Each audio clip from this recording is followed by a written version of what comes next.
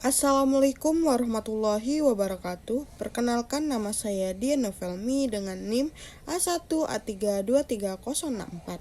Di sini saya akan menjelaskan hasil analisis dari jurnal yang saya angkat yang berjudul Perlindungan Hukum Terhadap Korban Kekerasan Seksual, Kajian Kebijakan Hukum Pidana Indonesia dan Hukum Pidana Islam.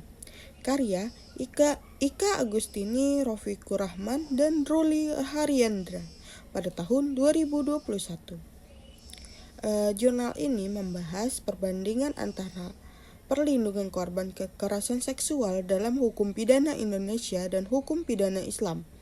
Penulis menyoroti bahwa kejahatan seksual, terutama pada perkosaan, telah menjadi fenomena yang sangat darurat di Indonesia dengan angka kasus yang terus meningkat setiap tahunnya. Saya setuju dengan penulis bahwa hal ini menuntut perhatian serius dari pemerintah dan masyarakat karena dampak kekerasan seksual tidak hanya fisik tetapi juga psikis dan sosial bagi korban. Dalam hukum pidana Indonesia, bentuk perlindungan hukum bagi korban lebih banyak diatur secara umum dan masih bersifat parsial.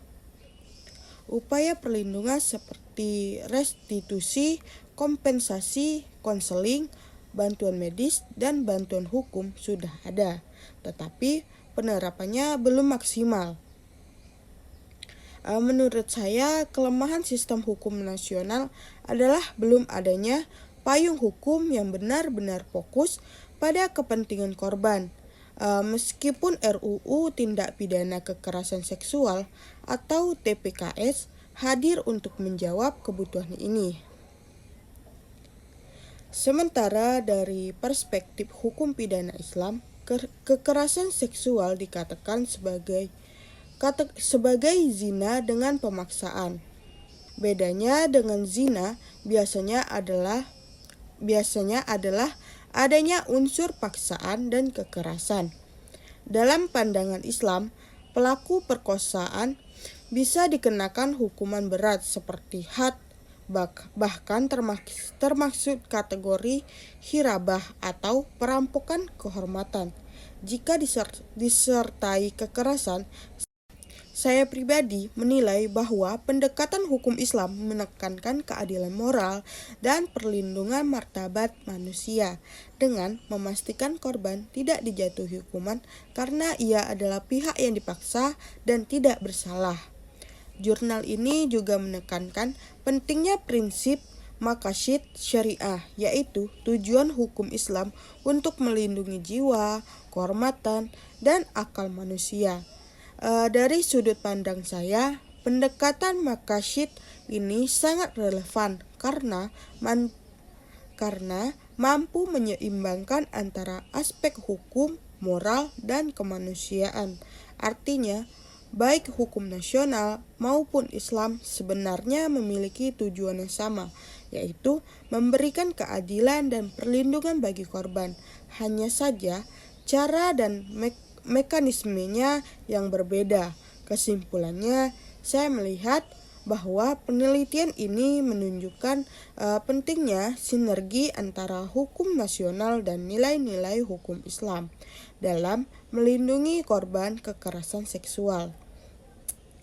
Negara perlu memperkuat kebijakan hukum pidana agar lebih berpihak pada korban, bukan hanya menjerat pelakunya. Sedangkan nilai-nilai hukum Islam dapat menjadi dasar moral dan etika dalam membangun sistem hukum yang lebih manusiawi dan berkeadilan. Baik, itu saja dari hasil analisis dari jurnal yang saya angkat. Di sini saya akan menjelaskan hasil analisis dari buku yang saya angkat yang berjudul Hukum Pidana, yaitu dasar-dasar hukum pidana berdasarkan KUHP dan RUU KUHP yang disusun oleh Sudaryono Nantangsa Subakti. Buku ini memberikan pemahaman yang sangat luas tentang hukum pidana di Indonesia, baik dari segi teori asas maupun penerapan hukumnya. Buku ini tidak hanya menjelaskan konsep dasar hukum pidana seperti pengertian tindak pidana atau delik, pertanggungjawaban pidana dan sanksi, tetapi juga menyoroti perkembangan hukum pidana modern yang menyesuaikan dengan perubahan sosial masyarakat.